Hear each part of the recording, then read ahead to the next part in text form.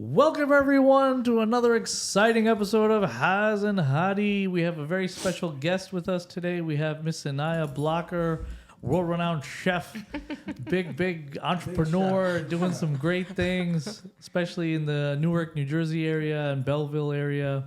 Thank you so much for coming, and we're really happy that you could make it. Yay! Yes, I'm excited. All right. So, I didn't really know much about the chef world, but once Hassan said, "Oh, I know a really big chef," and this, I said, "Oh, you gotta bring them on," because there's a whole story to it, and anyone who I've spoken with who's in like the food industry, they always have a lot of stories. And, stories are great, but just to kind of introduce you to everyone out there, we just kind of need a little more personal and like kind of like your origin story. So like.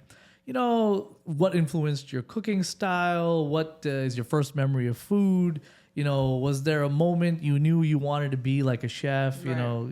Tell us a little bit about that. Okay, so as I knew him since I don't even know. I think when I first got to Senegal, maybe it was like 9 or 10. So you spent time in Senegal? I spent time in Senegal when I was in younger. Medina Bay. Okay. No, actually, when I first got there, I was in Kaolack. Kaolack, yeah, okay. I was in Kaolack, yeah. and I was staying with Sheikh Ibrahim's wife. Okay. And so before I got to Medina, I think Sheikh Mike was like, "No, bring her to Medina." So that's when I got to Medina, and that's when I met Hassan, Ahmed, everybody, like childhood friends, and then spent some time there. I stayed there until I think I came back when I was like 15. Wow. Came back when I was 15. Just school, things of that nature, and cooking. Over there, like the women have to work. Like when I mean work, like you're doing housework. You have to be of some substance. They don't want you just laying around, not doing nothing. Like you're gonna have, you got to get. Well, I think that's healthy. That's healthy for everybody, right? You got to do something with yourself. So we just growing up there. it was already it was instilled. It wasn't something. And you loved Medina Bay, right? Yeah, it was cool. See, like for those who know, I mean. It's really a special place. It is. And it is. I really recommend everyone at least visit it once in their life. Yes. I myself, I've probably been there 5 or 6 times now. So really? Maybe more than that. I don't know. But it's really, really one of those spiritual cities that like I think, God has really protected still to this day. Like when you got to Dakar and you did that long journey just to get to Medina, and then once you finally stepped foot in Medina, what was that like? Oh, listen, for me the first time, I didn't know what to expect. So the first time I went, Ajib, Hassan, I went with them, and all I was told was, oh, we're gonna do a clinic there. We're gonna do some like food distribution. We're gonna do some things, help some people out, whatever it is. And I had already met Sheikh Mahi from the Hajj and everything. So, and I had met some other people, some of his murids, some of his students and everything in Saudi Arabia a couple of times. So once we got there. The journey itself, it's about 3.5 hours drive to 4 hours, depends, from Dakar. Yeah. So once I entered, you see the signs, you see everything. And what my first impression was, I really loved it because everything was centered around the masjid, the grand masjid, And, even like throughout the day, it's a very spiritual place because throughout the day, even between the different prayers between Dhuhr and Asr, it's always on a loudspeaker, Quran being recited or Adhkar, Zikr being recited or something. Like always in the background. And it's like everything kind of centers around that. So it was really cool to see for me because other than like Mecca and Medina, I never really saw that, that where everything is focused right around the thing. And I've been to very traditional places, but yes, it's traditional. And yes, it's they've been spiritual and this and that, but this was on a different level, I would say. And what the experience would have been if Sheikh Hassan, may Allah be pleased with him, if he was alive. It would have been a way different experience. So and it's crazy because it shows how things go full circle. You know what I'm saying? Like with being in Senegal, and you guys just came back from Umrah, and now we're here talking about some things because it's crazy how everything is all connected. You know what I'm saying? No, it's nice. So yeah, back. I'm sorry for the tangent, but yeah. So yeah, tell me a little bit, like, your first memory of food, the food that you make. When did you know you wanted to be a chef? It was literally by accident. I wasn't like I said. It was very. I would say I'm more technical. Like, I like working with my hands. I wasn't really into the books, especially spending so much time overseas. I wasn't as confident in the schools, because I've spent a lot of time away from school. Yeah. So I didn't want to struggle in that aspect. So it wasn't really my main focus. So I was just trying to figure out whatever was easiest for me to find a little career. Well, what you like to do, basically. Yeah. Well, I'm telling you, the food was not in the plan. So I just was like, maybe culinary school. You want to figure something out. I had just gotten married. I had my first daughter, my oldest daughter. We had a baby. What age did you get married?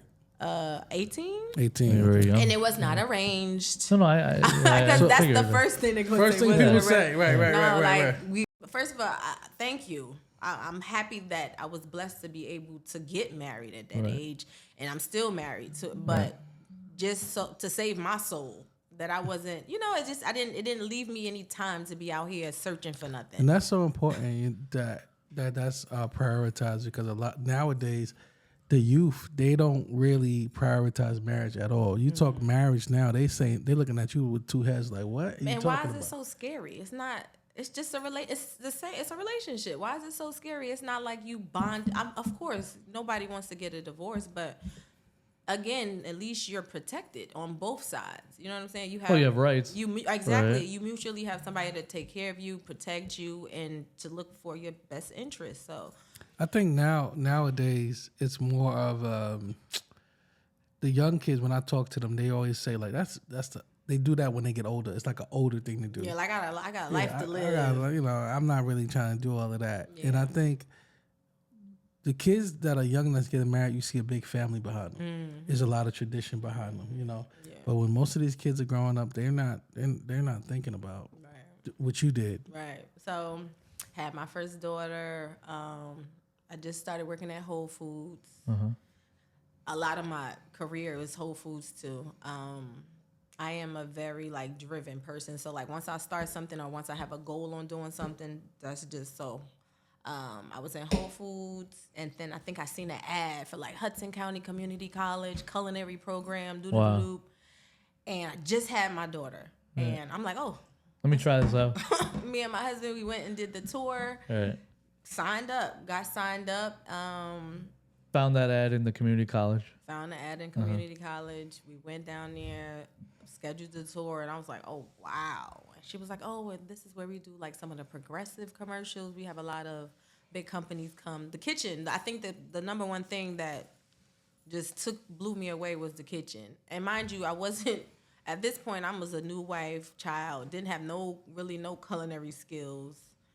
We was making box mashed potatoes. I was just putting stuff together at this point. So, I don't know. I was just excited. And once I started school, I think it was a bill that was due. And I was like, oh, let me see. I didn't learn a couple of things. Let me see if I can do a food fundraiser. Right. So I did a little fundraiser for food. And I was like, oh, this is, mind you, it was still whack at that time, but people just supported because they loved me. That's good. A little whack. Everybody needs that. Those are the growing pains. That's when you got, Exactly. You won a food competition. You definitely became very competent over time because you're on TV. You've done all these things. But it's amazing. You start with very humble beginnings. It's very nice. But that's where it started. Yeah. That's where it started, from the chicken still bloody, but people just loved me and paid for the food. But I was like, because my father is from the hood, so he had that. He was a hustler, and for some reason just clicked with me oh, I could make money with this. Yeah. Your first go around, how much money did you make? I think it was $600, and that was a lot. Mm-hmm. That's a lot, especially at 18. Right, that was a lot. So, no, at this point, I'm on my second child. How old are you now? I'm 33. Okay. I always forget. How's she trying to think like she don't know? Women is funny. They be like 30, 40. I had no problem telling my age. 33, I think. Yeah, it's still 92. Very young. So I'm on my second child at this point, and I'm like, yo, I could make some money. So from that point on, I started selling the plates at Whole Foods. That's how I really got the little. So you were selling it to your workers? I was selling it to my team members. They didn't even know. Whole Foods didn't know? No, they did. No, actually, Beyond Soul grew in the Whole name, because they have a brand called Beyond Meat. Yes, they do, of course. Yeah, the fake meat. Yeah. So I saw that, and I'm like, yo, I don't, because at this point, I'm already deep into culinary school, and I'm learning different things. Right. And I don't want to be, a lot of people think because you black, okay, soul food. Like soul food, black. So I didn't really want to get stuck into that category of just making soul food forever. So that's why I'm like, we're gonna be more than just soul food. We are beyond soul. That's where it grew. I was asking all the team members, what do you think about this name? What do you think about this name? So for years, I worked in Whole Foods 10+ years. And they supported the vision. They supported Jose. They were paid for the catering for the team member appreciation weeks. Shout out Jose, Whole Foods. Yes. Yeah, no, that's very nice of them. Yes. Food business is a tough business. It very tough business. But I had great support. That's one thing I can always say. Hotties treats. What kind of treats? No, like the little delicate. You have like a bakery. I was thinking something your else. Next business. Something else. I can see it in Long Island. Hotties treats. I think that market's already tapped. Okay. So, quick question: how would you describe your food philosophy if you had to put it in like one sentence, other than just beyond? So, like one whole sentence. What would you say? Nourish the body, comfort the soul. Okay. And again, that's another thing, like, goes back to with the name. Like, I did not want to be stuck in the category of just fried chicken, yams, mac and cheese, which is okay to indulge on, but because I know my market. So, okay, so you have your staple, which is soul food. Which is soul food. Okay. And by soul food, just for those who don't know what it is, could you just describe a couple items? And soul food is comfort food. Because I get confused. What's the difference between soul food and Caribbean food? It's spicy. Okay, the Caribbean food is different. Spice. I mean, listen, they have curries, they have spice, they have all kinds. So of it's the spices because they sell. You go to Caribbean Scotch spot. pepper. They use a lot of that. But stuff. I would consider that comfort food too. This basically foods that you don't want to eat every day. Or can't eat every day. They can't. What eat about every day. food that make you just go to sleep? Is that what you mean? That's what we got. The itis food. Yeah. So, like, what are like the big items, main items that everyone buys? The chicken wings, the lamb chop. Her chicken wings is crazy.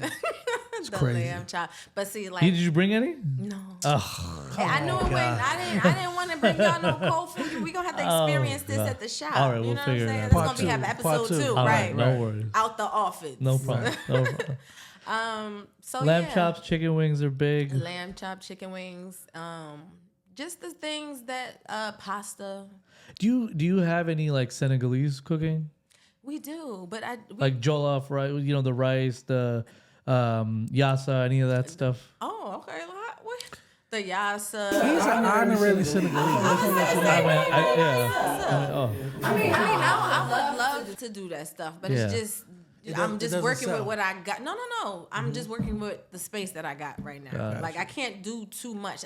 That's a side of business that I've learned.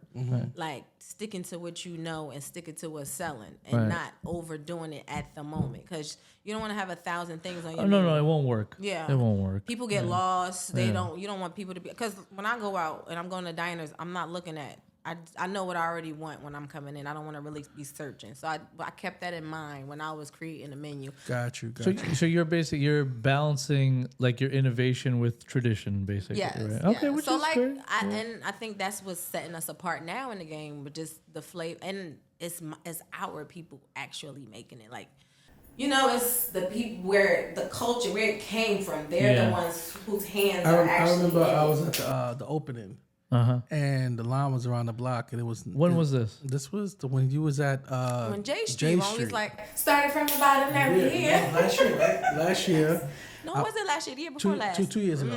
And it was, the support was crazy. Everybody came. This was out. the restaurant. Okay. The restaurant. It was beautiful. Everybody was supporting, and I think what separates her is, and you can correct me if I'm wrong, is you speak to your community. My community. Right. My community. It's not like absolutely. it's not like somebody coming in there and selling. So it's like somebody from the community. Oh, okay. So like That's imagine very seeing important. people you've grown up with, Correct. your mother's friends, Right. that's seen you since childhood. Right. Now they're coming to support you, and Exactly. they like it and they love seeing you. Like it's no better feeling Right. than that. That's very good. And that's why I just stay true to Newark. Like I'm trying to get back to Newark right now. I don't even like. Are they Newark, coming to the new location? They are. That's good. How far away is the new location? 2 miles, maybe. Okay, so 3 it's not miles. bad. It's not bad. All right, I mean, they complaining. They let me know they don't like it, but they coming. All right. So let me ask you, what's like a typical day in your kitchen? Typical day, 5 o'clock in the morning. Yeah, see, being a chef is tough. I know. It's tough. It's a hard 5 life. a.m. in the morning. Because Crazy. on my way to the drive, I be looking at other restaurants. I be like, ain't y'all supposed to be in there prepping some stuff? Like, I'm about to go right now. Why am I the only one waking up at 5 o'clock? But, like, on our busier days, we're in there the earliest 5 or 7. And sometimes I feel like that's not enough time. But, going in there, prepping, cooking everything fresh, and just getting mentally prepared for the customers, because that's another challenge. When do you close, or when do you end, or We close. you end until the last person? Oh well, no. So everything turns off at Monday through Friday. Everything turns off 8:45. Okay. And then on Saturday and Sunday, it's just an extra hour. All right. But we went from closing at, we went from being off 2 days, having Sunday, Monday closed, to now we're open 7 days a week. Right. And we used to get off at 7. Now now we there until 8:45, 9, 10 o'clock. So I have a question. Like, that's a good thing that you had to see the flow of the day. How do you manage being a wife and a mom with that schedule? it's hard. So break that down. Like The kids help. So I'm taking the kid. Well, I wish Karima especially, because I'm like 13. I was hustling and bustling. Right. Over there selling what's the big pixie sticks? Right. I was in Senegal. I used to tell my mother, "Mom, I need oodles and noodles. Pixie I need sticks. some now and later." Some Commissary. Pixie Yeah. I was selling. That's where it really started, selling candy and stuff. No, you have that spirit. You have that Yeah. entrepreneurial spirit. Alhamdulillah. It's going in a halal direction, Good, because it good, could have good. went in a There's a lot of another different directions. Right. Because the reason why I said that, because you see the business, but behind the business, what keeps you going is like the husband with the kids, or your mom or the grandma. Sure. Those things are super important. So talk about that a little bit, like your support. I think you gotta like what you do too. Also, that contributes to it, a lot of it. But in the morning, he goes one way. I'm taking the kids to school one way. I have 4. So you split it up. oh yeah, we split in 2 Gotcha. ways. Now another good thing is that I'm getting to the point where the gears are running by themselves. Oh, that's great. You know what I'm saying? Yeah, Like yeah. I don't need to be there. Like 24/7, right? yes. Yeah, well, I mean, remember. that's where every business should get there. Right. Yes. And- Inshallah, I'll be there. Yeah. Inshallah. Shout out to my Inshallah. guy. Yeah, see, he gonna take over soon. But that's what every business owner is striving to do, Right. is coming to the they point where can they can have a expand. work-life Yeah. balance and not do everything, because it was hard. Well, in the also, it's beginning. like, how do you expect to expand? Right? You can't Right. expand if If you're you're just doing stuck everything. doing Yeah. everything every day by yourself. and not everybody is fortunate with great staff. Like I Right. have great staff. Right, good. I have great staff that's been with me That's from like day that's one. my Hadi Medical. You're like everybody's great staff. I think we have wonderful staff. Did you handpick them, or like how did you get those? Some of them I got lucky. I inherited some. Gotcha. Some we found. It takes time. Like, I'm not gonna lie. Look, You went through a lot. You went through a lot. There's a lot of hiring and firing. There's a lot of like layoffs. There's all kinds of stuff till you kind of set it to where you want it, or like, okay, this is a good crew. I can run with this crew. I can work with this. It takes time. It doesn't happen, like that. Yes, and I think I was listening to something that was just like about putting systems in place. Like if you have the Yeah. right systems, if you don't have the right systems, that's how you fail. You putting systems in place is how people can learn and make sure that stuff is flowing the way it's supposed to flow. So, Inayah, what's one thing most people misunderstand about the life of a chef? Misunderstand? Yeah. Like, I know a lot of people think, oh, it must be so great. No, I think people understand that it's extremely hard work. It is not for the A lot of faint. people would disagree. A lot of people think being a chef is not that hard. That's what I'm trying to say. No. Like, I've been burnt. No, it is extremely hard work. It is long days on your feet. Like, that's what I want to hear. Sweating, like, it's a lot. It's a lot, and it's not. And that's what customers also need to understand. Oh, for the price, like, no, you have people in here getting burnt, literally. All things happening to them trying to prepare this food for you, especially quality food. It's not like we just slapping stuff together and giving it to you. Everything is made to order. I refuse to have anything on the steam table waiting other than, of course, like the mac and cheese and things. But we don't have pasta sitting on the table because I think that's what really sets us aside, because I'm running it like you would see like a traditional kitchen where, like, say an Italian kitchen, you don't see them with pasta on the bar. They pulling pasta and they cooking it on the spot. It's on the spot. Different. You see tons and stacks of dirty pans because they're constantly making stuff fresh, and that's exactly how we operate. You know what I'm saying? So I'm pulling from different businesses. Like what they say, McDonald's did it best when it comes to consistency with the timing and things like that. So that's how they were able to franchise. Exactly. Basically, yeah. Exactly. So another question, like, and we kind of touched on this, but how does your culture and your identity kind of show up in your food? Well, I would definitely claim that I'm like somewhat Senegalese, even though I'm not. No, I mean, you lived there. How long did you live there? I spent like majority the important years were over there. You kind of grew up there. I can't. At this point, anytime somebody sees me, they're like, "Oh, you from Ghana? Are you from Senegal?" I just claim it at this point. Senegal, West Africa. That's just easier. Yeah, right. Yeah. So I just think those flavors, and then, like I said, being fortunate enough to have staff that just happen to come from the same place. Like, I just be in the supermarket and wound up meeting a brother, and we talking. Okay, you need a job? Yeah, I need a job. Here you go. And they've been with me ever since. And so I think. Just that, having the same values, having the workers have the same culture and values as you, especially as Muslims. Yeah. Because, being a Muslim is like certain things are instilled on you. Sure. And I think just dealing with that and how they just are humble people, they're respectful people. Oh, your ethics too, you're held to a higher standard. Everything. Sure. Yes. So I understand. I think all of that just tied into one is what we are. What's like the biggest challenge you've faced in your entire chef career? It's just always like with me still to this day. Like, I can't really read no reviews.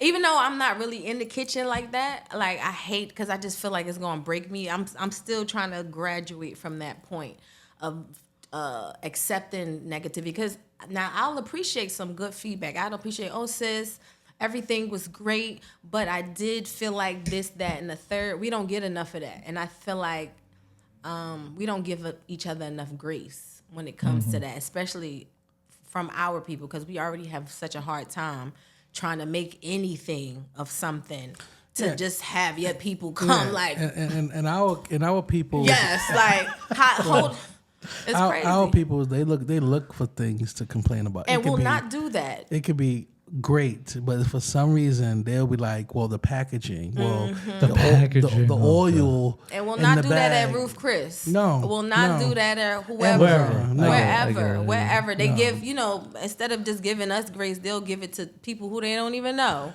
A little side question: why do you think that is? Because black people. I want to know what she thinks. I know what you think. I know what you think. Go ahead. I already heard what you think. I know. Some of it, like, look, I've been working around so many of them so long. Like, now I'm back to how I was when I was in Africa. Y'all almost, they didn't even think I was American no more half of the time when I was over there. But I think a lot of it, not to say jealousy, but it's just been happening for so long, and they've been seeing it happen for so long, and it's just been turned over generation to generation. It's like, they just can't help themselves. And I've been there on her ascension, and I know people when she first started, they didn't even try her food yet. They were like, "Oh, that's Inayah." That's Inayah. Like, can't believe it. I mean, I felt like that. They would go to her store and call me and be like, "Yo, bro, It's an eye, right? And then turn around and be there frequently. But our people, for some reason, not like your people, not like not like yours. We don't have that. Okay, camaraderie. You mean like Black American? Black American. Not African. Africans do it to us. They don't do it to each other. Right. Okay. Right. But Black African Americans have Yeah. a problem with group economics, with working together and groups and supporting. No. Don't even say support. Please don't say support, because that was like a whole nother issue the other day that I had to post about when it comes to support. What you mean? Like, when you're going to Ruth Chris or wherever the Gucci, Right. are you saying I'm going to go support? Or are you going to go patronize because you like the product? Right. No, but what I mean by support is that, like, He's got a point. We have to drop the support part, period. No. I think hold on. I think we shouldn't, because everybody don't have the money. Sometimes the support could be just retweet my stuff, Right. Share my content. You can support me without financially. So it's two types, right? It's two types, right? It's patronizing and support. And then it's support. Our people have a problem with both. Right. They will see, like, I'm gonna be transparent. Like, Well, it's unplugged. I'm gonna be transparent. Like, bro, I experienced it the most. Like. I experience it. Like, people. He experiences on a daily basis. Daily, but it's no sad. I'm numb to it. It doesn't even bother me. You know what I'm saying? To the point where. But that's good though. When I'm blessed to travel, so when I'm around my brother here, or I'm around, they don't. It's like we brothers. They don't see color. Right. But you and me, it's crazy. But my question is this, and this is for you. Like, what does your community do? Why don't you have that hatred with each other? Like, you will see. No, we want to know this, right? Because maybe we can take this. Because maybe we can take this back to our community. Like, what is it like? I mean, like, for example, you took me to the march one time, and they raised like $500,000 in like 20 minutes. Like, it was it was nothing. I got 10,000. I got 30. I got 40. I got 50. But that just shows you, period. Like, you see how 4th Avenue, Nia Masjid, you see how beautiful. Right. You see how beautiful it is. And then who runs that? The Guyanese. Well, you know what? This is what I want to. I'll tell you. I mean, I can speak for myself, whatever it is, but I don't know if it's like a community thing, whatever it is, but you have to. It comes down to, what do you see as important, right? What do you value? What do you see as important? If you see the masjid, you see a school, you see a hospital, you see this as very important to the community, something that we all can benefit from, we can whatever, then of course everyone's going to throw support, or financially, whatever it is, towards that, right? I mean, that just makes sense. At that point, it's not really support, though. Right. It's then you investing. You're investing. Exactly. But even you, Hadi, we experienced it with our own people, with like Dust from America. I gotta be honest. What happened? Like I'm sorry, I gotta say it. It's blasphemous. It's like we have a problem with giving money to each other. We have a problem. It's a problem. Yes. But at the same time, I think too, with us, because of how sensitive it is and the people that you're dealing with, it requires some type of level of transparency. Like, people want to know where is it actually going. But why didn't I do that with other companies? Because like I said, like you messing with a different group. You messing with a different. So we need to learn from the other group. No. I mean, look. It also comes down to, look. I don't want to generalize, but it comes down to track record, right? Exactly. So okay, you're seeing things happening. So, let's say Yasin is building a masjid, right? Okay, or Yasin is building. Give me something. He's building a hospital. Okay, Yasin is building a hospital. Yeah, we already put all our faith into Yasin. Be like, Yasin's gonna get it done because Yasin's done stuff. You know, Yasin's gotten this done. Yasin, whatever. Right. So there's no issue of like, oh, where's the money going? This and that, because you know it's going to the right thing. You see something happening, and you know what I'm saying? But that's what's wrong with these black organizations. Hold on. We're not seeing nothing. I gotta. I know we veering off a little bit, but. I gotta say this. Even before we see something, we critique. Even before the ground is broken or the ribbon is cut, we critique each other. I've been in other communities. I'm telling you. Okay, we can talk about ourselves, you know what I'm saying? Right? Okay. I'm trying to keep it objective. I don't even want to get personal. I can get personal. I'll give you my own experience in Senegal, right? In West Africa. So Ajib, Hassan's brother, has his brother, and I was there. It's like, I saw their school. It's a great school, building, everything, whatever, the foundation's there, whatever. But it was in shambles. Right. And where were we expecting the money to come from anyway? Not from that community. Absolutely. They don't have anything, right. Which is understandable, right? So, okay, we're building. I said, you know what, Ajib, get the engineers, get the architect. Let's come with a plan. Let's do a complete renovation of this school. Wow. And let's get this done. Absolutely. Right? And we were able to do it. It took us like a year and change, but we were able to do it. We got donations from here, from England, from wherever, but we made it work. We did it ourselves, whatever it was. Now, I'm going to tell you, through the process, and I didn't really have to bear it because I don't live in Medina Bay, but Ajib does. Ajib was being criticized by so many people who never did anything. Look, they walk by that school every day. And watch Sheikh Hassan's school. Yeah. And even Sheikh Mahi was like, look, you guys, like, he shamed them because they was just getting to be too much, right? And Ajib was getting very upset. So I was like, Ajib, don't pay attention to we're doing good, everything's good. But I can tell he's the carefree. Yeah. Like, he couldn't handle that, right? So he was like, no, you get all crazy. I understand. So I said, fine. So it got to the point where Sheikh Mahi was like, look, you guys pass by this school every day of your life.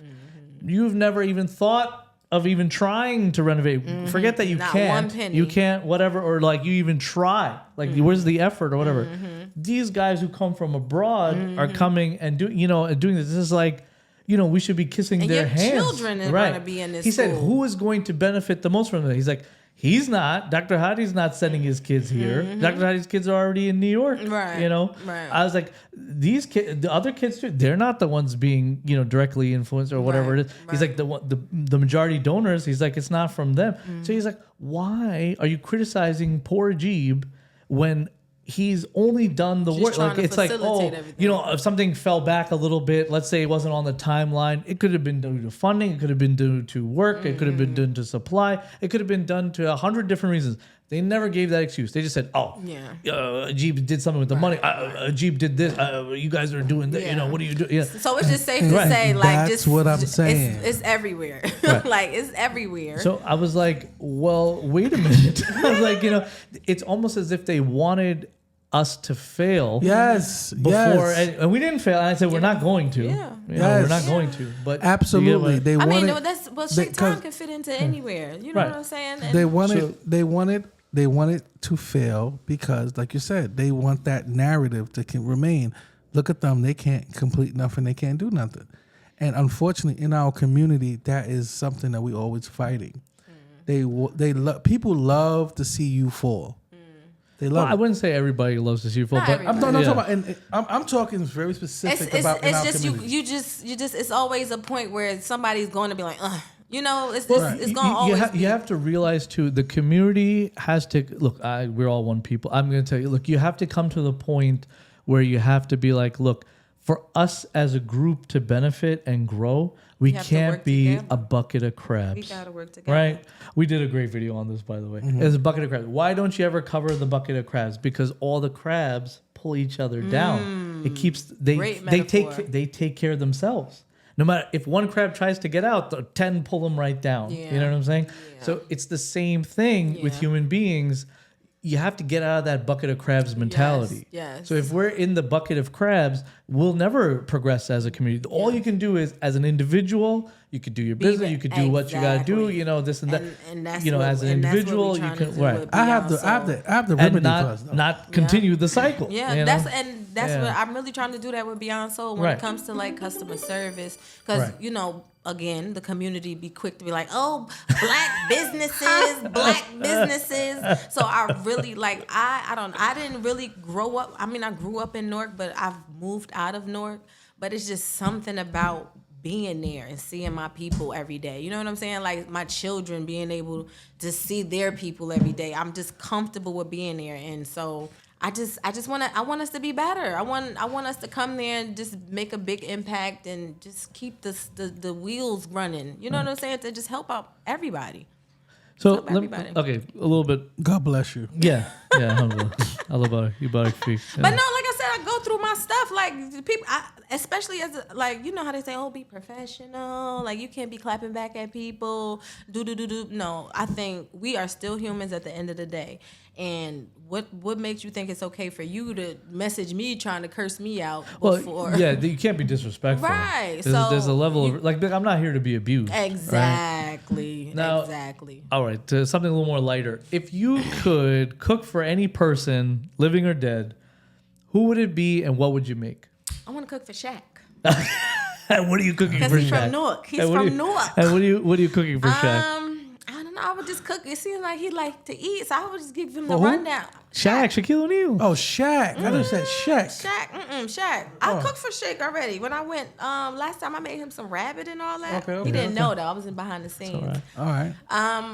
But yeah, I would cook for Shaq. I would just cook him something real good, something that'll put him to sleep for a little bit. I have a question. How do you stay relevant with all of the chefs that are the internet chefs? We're gonna call them, like Cooking with Kaya, how she's very salacious and she does the certain twerking and all of that. How do you they have Instagram? You go on Instagram right now, they have women cooking naked, like coming there. She's not trying to do that, you know. No, but I'm saying, but how do you stay relevant on social media, not doing that? I think people. What I learned too about business, you have to be. When I say an attractive person, I mean when I say an attractive person, I mean also personality wise. Mm-hmm. Your personality has to be attractive. You can't.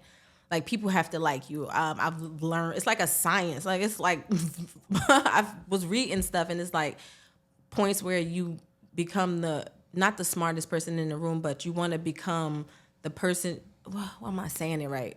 But you know what I mean. Like you basically want people to. I feel like that's what attracts my customers and just my community. You're also humble. You're also letting this food speak for itself. Exactly. Like these people is all show. Yeah, I can't. Their food probably sucks. Right. So Their like food, I can't go online like, my food is good. Like that's not me. Right. You know. And you know, the louder they are, the more their food sucks. Yes, let's be real. Like so, like anyone who has any real look, we're trying to sell food here. Everybody has their thing. Like right, Sexy Red, she was the. You know, everybody has their thing, and I think just for me, it's about being respectful, being humble. That's what I wanted to have you say, because you're not going with the sheep. You're not going with the herd. You're veering to the right. Like just like from the first space, I think just I can talk to anybody. You can be older than me 10 times. You can be younger than me 10 times.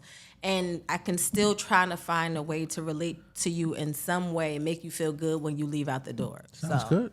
So I always want to ask a chef this. It's like, do you ever even cook at home, or do you just kind of order takeout most of the time, like the rest of us? At this point in my life, we Uber Eat. There you go. That's what I wanted to Shout out to Uber Eats. Bring that commission down, though. Bring that commission down. That app changed my life. Yeah, it's an amazing app. I order so much on Uber Eats. Like I get the discounts now. I don't get charged delivery fees. Me too. The Uber One. Yes, I'm Uber One. We're all Uber One. I'm a what? I don't get charged for that. Gotta get Uber One. They take off so many fees. They take out, it's great. Little promotion for Uber something Eats. about somebody coming to my door delivering food. Okay, this is another thing, because as a business owner and having to basically be forced to use these platforms to make money, we need to start get the customers. If y'all really want to support, start bringing it to the actual. Like we have websites. Don't go to DoorDash. Don't go to Uber Eats. Yeah, delivery website. Order from the delivery merchants. website. Yes. Or order directly from the merchant. Yeah, so you'll make a little extra money. Yes. I mean, it's modern world. It's become so convenient. Oh my God, you can't get away from it. It's like fighting an uphill battle. So I've seen a lot of restaurants. They have their own website where you can deliver. But I'm telling you, 9 times out of 10 people will still because use like we just Uber said, Eats. we got Uber One. Yes. So like we get the little extra discount. Whatever. Yeah, like listen, They know how to lock it's quick you and in. easy. You get to see it on real time. How fast it's coming, when it's coming, priority, not priority, all that. You know, They know how to lock it all in. which is nice. I'm not gonna tell you, they did a great job. It is. So, what advice would you give, like, aspiring chefs or someone who wants to be an entrepreneur in the chef world and food business? Thankfully, I was fortunate to, just like I said, meet a lot of great people along the way. So one of my top advices would be, don't ever, like, if it's something that you don't know, like, don't be scared to hire somebody that does know. You know what I mean? Like, it's okay to self-help in a way, but once you get to a standpoint where it can physically hurt you, not physically hurt you, but like financially ruin you, it's always good to have somebody who knows what they're doing. Like, don't be afraid to invest in yourself. Like, what do you mean by that? Meaning like, oh, I don't think we can afford it. I think it's too much. I don't know if the business can really take it, because that'll be it. Like marketing. You remember how it was in the beginning when we first started working together, and I'm like, oh my God, like I don't know if I can afford, like. Yo, let me tell you a story. Hold on. She hired me as her media director. When she first started. She used to call me. I said, yo, bro. She used to call me every day crying about my retainer fee. I can't pay this. Too much. It's too much. But look, and I used to be like, Inayah. But it's like so important. You need this. You need this. No. In restaurant or food, if you don't have good promotion, you're need dead. this. So she, so it's like she knew she needed it. I knew I needed it, but she was just starting. But that beginning helped her now get somebody just else. Worrying about the funds and things like that. But that is what bought the fund. Yeah. You know what I'm saying? Investing in the business and hiring people that know what they're doing. Yeah, and that's important because. Allows you to grow. Visibility is a new currency. Yeah. People don't understand that. Like, if people don't see you, they don't think of you. Yeah. If they don't see you, they don't think of you. That's why social media is on a shift now, where TikTok and Instagram and the Snapchats is all about visibility. Yeah. If you're not showing people what you do and what your business does, nobody cares. Well, the other guy that I have on my page, he's like, boss, can you please come do some of these videos? Because he was like, it's getting dry, but every time I post you, it skyrockets. Exactly. Well, you know what it is? I was telling Haz this too. Look, everyone nowadays is on their phone. Everybody's on their phone. Yeah. Nobody really watches TV. I think forget it. I can't remember the last time I watched the show. I watch Netflix on my phone. Yeah. If they watch a movie, they're watching from the phone. Or if they, let's say, have a setup or something they want to watch, it's rare. Right? But they're constantly on this. So scrolling, doom scrolling, whatever you want to call it. But if they see you, it could be stupid. It could be, not even informative, nothing, whatever it is. But because they saw your face and they made that association, that might click them like, oh, I got to go get that food. Or, I got to go make that appointment. Or whatever it is. It's really invaluable, I would definitely say always investing. Yeah, it's crazy. Like I was answering in the chat on the Hadi page. It was like, hey, can I come in and bring insurance cards? And I didn't know how to answer, so I screenshot it. I told him to say this. I was like, just tell him this. So that's how people are communicating now, It's crazy. It's crazy. It used to be the age of like newspaper ads. Yeah, that's all gone. Yeah. We did all that, right? We've been through all that. We've been through websites, ZocDoc, all this stuff. Oh, yes, We've been through radio ads. Yeah. We've been through magazines, newspapers, TV commercials. We did all of it. None of that works. The only thing that works now is social media. That's crazy. That's crazy. It's like we'll make or break you. It's the only thing that works. If you really want to improve your clientele, bring in more clientele, this and that, you have to have a social media presence. You do. I don't see how you could do without now, to be honest. Yeah. I'm not saying you have to be super active, but you have to have something. Right. So another quick question. How do you want to be remembered in the culinary world? I think the first thing I want when people mention me is how my demeanor, like how respectful I was. Like I don't ever want anybody to be like, oh, she was rude, or I think my character, that's the word. Like my character is the first thing that I want mentioned. It's weird. I don't know if that's weird. No, that's very appropriate. I feel like that's that great. is that will people will remember you alone by your character. That's very good. Yeah. So. But what about your food? What do you want them to remember about your food? Because I haven't even touched the surface. All right. I haven't even beyond soul. All right. I haven't even touched the surface, so I can't even answer that one yet. Give me another year or so. All right. Well, I want to do this rapid fire round with you. I'm just going to ask you some quick questions. Whatever pops into your head first is what you say. Okay. Sweet or savory? Savory. Water or soda? Water. Okay. One dish you could eat forever? Nothing. Gotta give me something. One dish you could eat forever. Quick. Chicken. No, her answer, bro. Come on.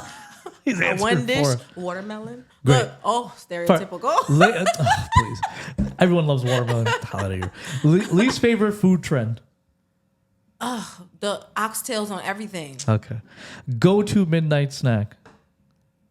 Some almond joy. Okay. Cooking with music or not? No. Most overrated ingredient. Paprika. All right. The spicy kind or the regular one? Just for color. Okay. Most underrated spice. Salt. Oh. Dream dinner guest. I think we touched on this. Shaq. Then again, yes, Yeah. Shaq. Look, you see the smile when I say Shaq, Shaq. Shaq, holla at him. Shaq, please come. We'd love to interview you. Okay. Cookbook or freestyle? Freestyle. I knew you'd answer that. One kitchen tool you can't live without.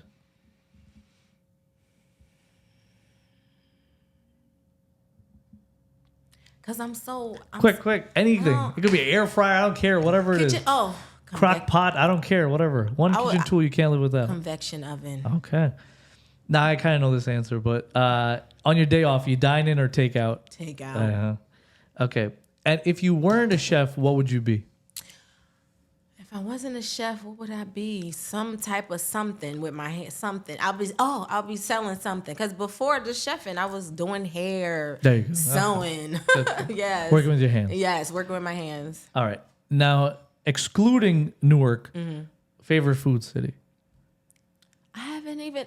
Everything has been marriage, restaurant. Like I said. No, just think about it. You could say Dakar, you could say Medina, you could say Mecca, you could say anywhere you've been. Any favorite food? Any favorite? I'm just saying, pick a city. Dakar. There you go. Okay. And this one I would have no Chip clue. all day. Ready? Last question. Pineapple on pizza, yes or no? Yes. Yes. Okay. Thank you. My kids love that. Yes. I'm like, what? But I would have to have something like the anchovy pineapple. And the anchovies like that's hit though. Like it's good. So I can do that. So what's next? Like you establish, you're doing great, you're doing great work. What is next? What do you want to see next from your company? I still feel like I'm in a baby stage. I still feel like I'm in the in-between because, well, alhamdulillah, because like if you would have ever told me that I'd be here, like, you know how you just, you have dreams and you have no idea where you're going to be in 5 years. Exactly. You have I no used to clue. always sit there and just be like if I ever had a restaurant, I was going to do it like this. And here we are.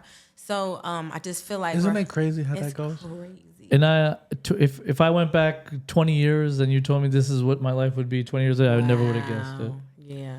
If I go back 5 years, if you would have told me I would have had what I have now, I would be like, what are you talking about? Exactly. It's crazy. So, inshallah, for the most part, I just need my hub to be established in Newark. All right. Got you. Before I can even think about anything else anywhere, like I have to be back in Newark, and I have to have like the stamp, like the major brand in Newark first before I do anything else. You see, God is most generous. Yes. Like you just look back and you're like, whoa, you know, Yeah. He's Yeah. given me so much. Yeah, and it keeps you grateful, man. Yes, It's like yes. you be like, and it's crazy. You know what's funny? And I had this recently. I just look back and I said, I'm really. Allah always had me. I'm bugging. I'm the one that's going crazy. He's like, I got you. I always had you. And It's not your timeline. Right. That's what it is. But It's like, on his timeline, right? but it always. But our timeline is like real fast. And Right? I've actually never given myself the grace to be like, yo, you actually are doing something. Like it never even like one day I really had to sit and be like, girl, like you did a little something. Like There you doing something. You know when it hits when someone else tells you. I never forget. I remember Hadi came. I went because everybody, you know, Hadi Medical. You already know. Shout out to Hadi Medical. We was over there producing. He came. He was like, Haz. He was so excited. Like your production has gotten so much better. Look at this reel. Now let's go. And he was so excited. I'm just like, because you know I'm in it. Yeah. So I'm like, wow. He was like, Bro, you got it. Yes. To get that. Yes. I left like having I'm like, good people behind you. Having good people behind you And motivating. I'm gonna tell you one other time. This was I thought it was a joke. I was like, you put this guy up to it.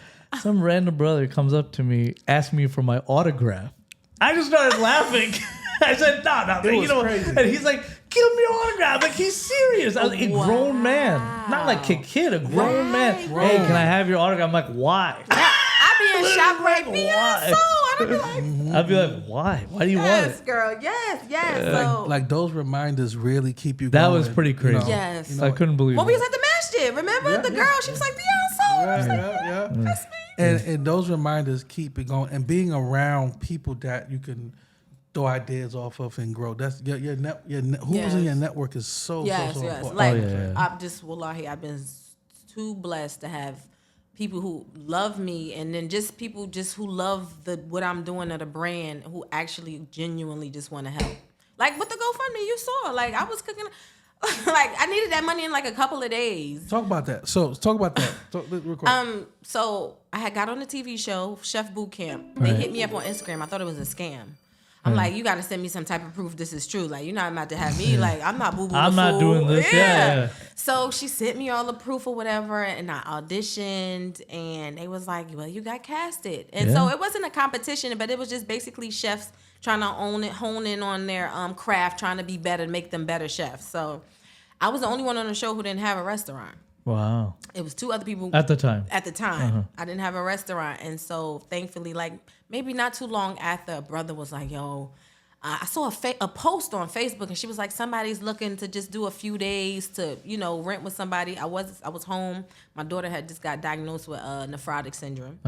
Break that down. Nephrotic syndrome is when your kidneys hold too much protein. Yeah. To the point where they just start to spill, so you swell up, edema everywhere. So you don't want them to fail either. Yeah. So she was 2, and like she was swelling all the time, swelling. We thought she was just gaining weight until the one day, like she really looked like the Michelin Man. Right. And we took her to the hospital. She was full of fluid, and her protein, or alhamdulillah, she's good. She's on we just got her into a clinical trial, and she's been in remission for a good while now because she was on steroids for a long time too. You have to. Yeah.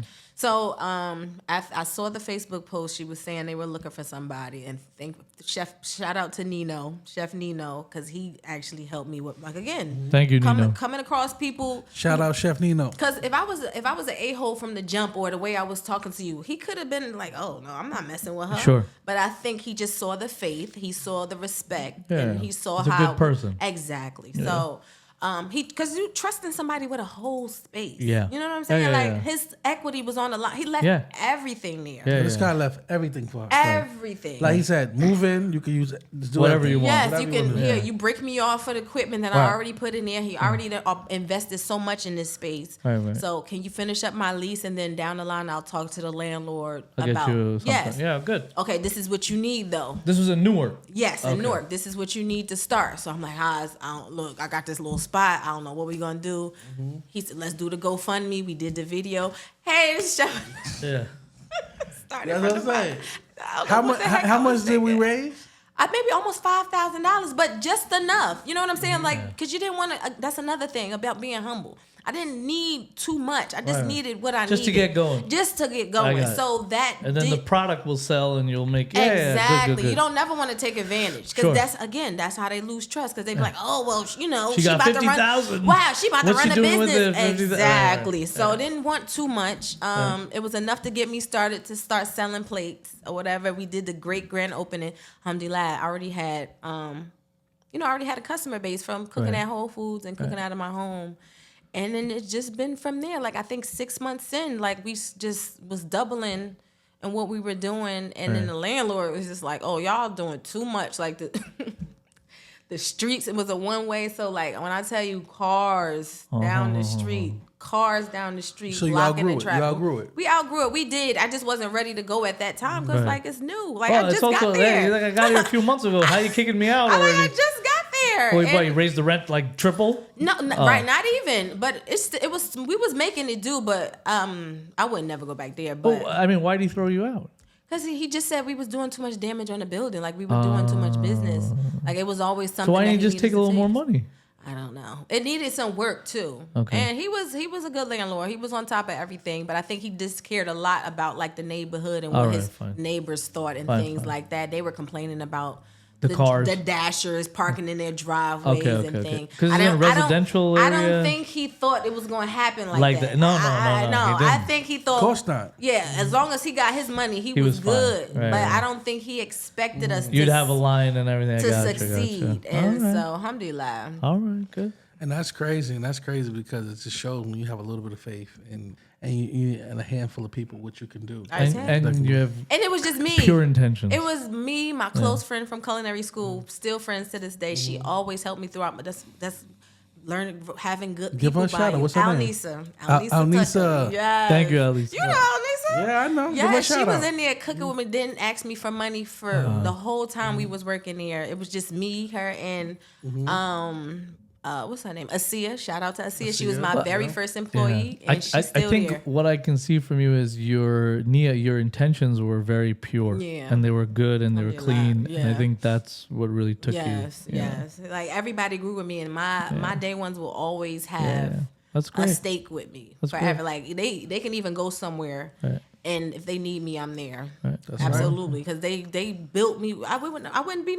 I wouldn't really be. They started this whole thing. Right. They helped me start this whole thing, and the fact that they still there is crazy. Right, it's kind of like our relationship, right? I remember we was at the masjid, and he was like, the girl was like, "Oh, you don't come do the food." He was like, "We do big things. We locked in. We when you see him, we doing something. When I need him, right?" So the relationship is never there. I built the foundation so that guy that you got there can have a rubric to go by, so he knows what to do. And that's what we have to do. So we have to lay the groundwork because, now we about to go into beyond the kitchen. You know what I'm saying? So now we about to do different things like that. So this has been amazing, man. Yeah.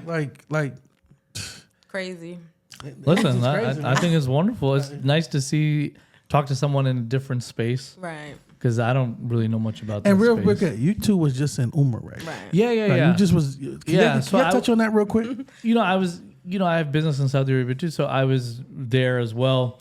And I had gone to see Sheikh Mahi was there at the same time, so I had gone to see him at the hotel. So Sis was there with your other brother, with Ahmed. Mm-hmm. And shout out Ahmed. Yeah. Sheikh Ahmed. Yeah. Oh, I'm sorry. Sheikh Ahmed. Sheikh Ahmed. Well, I know it's not Imam Ahmed I know no more. him as Ahmed. It's Sheikh Ahmed. We know Ahmed before he was Sheikh. But it's fine. Yeah. It's fine. So yes, Sheikh Ahmed. I'm sorry. I'm just joking. So he was there, and when it just happened to work out, we were all meeting at Sheikh Mahi at that time. And he had said, "Oh, I had brought a few people with me or whatever." So then I met Inayah right there. Yeah, alhamdulillah. And it was a good time. They said this was the biggest. Oh, it was so crowded. Umrah it was so ever? crowded. Like this year? Yeah, they had 3.5 million on 27th night in Ramadan in Mecca. That's crazy. Yeah, that means like people were on the roads, behind the roads, behind the traffic, everything. They were still on. I wanted to ask you this, and I know I this guy, me and him been to Mecca Umrah 3 times last year, so I know what he's going to say. But how have your perspective changed from going to make Umrah to coming back? I just want to be a better person. Like, not saying I'm not a good person, but just I need to be better. There's always room for improvement. Yes, I want to be better. I want to be better. I want to be better to people, and I want to be better to myself. So yes, absolutely. And for those that don't know, Hadi, why do you frequent Saudi? Like you go every 3, you're there every 3 months. Even if you go in someplace else, you do a connected flight. I feel, alhamdulillah too. I feel, and I'm blessed in this, is that I'm very connected to that place, and everything I kind of revolve to Medina, to Makkah. I've been going there since I was maybe 19, 20 years old. Now I'm 41, and I try to go as much as I can, even if I have a layover for 5-6 hours, right. I'll just make a quick Umrah while I'm in that layover at Jeddah, and I'll get on the plane and go to Malaysia or whatever it is. And that was where I realized too, that was my biggest test. I'm brand new. Like, I'm not, haven't been running a restaurant for all these years where I'm like super established, but that was like my biggest test. Leaving, I just moved to Belleville. Sure. I just moved to Belleville, literally like maybe a month or so ago. To leave, trusting my staff to take over while I'm going for 10 plus days to go please Allah. You know what I'm saying? So it just I know. Once I came back from that, I'm like, you got to do better. You know what I'm saying? Like you can't see things a little different. Yes, absolutely. Right. Yeah. Well, this is great, man. This has been an awesome conversation. Thank you so much for coming through, man. I think we covered a lot. Yeah. Where can you please let them know your location? Yeah. And the hours. Do a drop. So I'm at 500 Cortlandt Street in Belleville, across the street from Signature Fitness. We are open 7 days a week. This is near Newark, New Jersey. Yes, near. We're not 2-3 miles away. So right there. Stop DMing me about y'all hated there, the new location. It's right there. They gotta guys. travel. I know. It's right there. And I appreciate all my customers because. I mean, I remember like when we first was open for business, like the first couple of days, like 2 days, literally only 2 days. It was slow, and I was like, "Oh Allah, like oh my God, what I'm gonna do? I got this rent. I was shook it. Like I was, mind you, like I said, all my team members waited for me. Yeah. We were out of work for 6 weeks.